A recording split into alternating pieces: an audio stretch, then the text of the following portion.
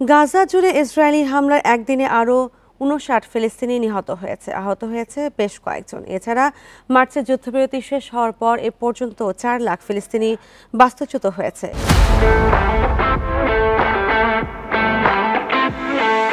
এদিকে গাজায় দ্রুত নতুন যুদ্ধবিরতি চুক্তি বাস্তবায়নের আহ্বান জানিয়েছেন জাতিসংঘের ৬ সহযোগী সংস্থার প্রধানরা। বিশ্বব্যাপী একটি নিষ্ঠুরতম যুদ্ধের সাক্ষী হচ্ছে বলে মত তাদের।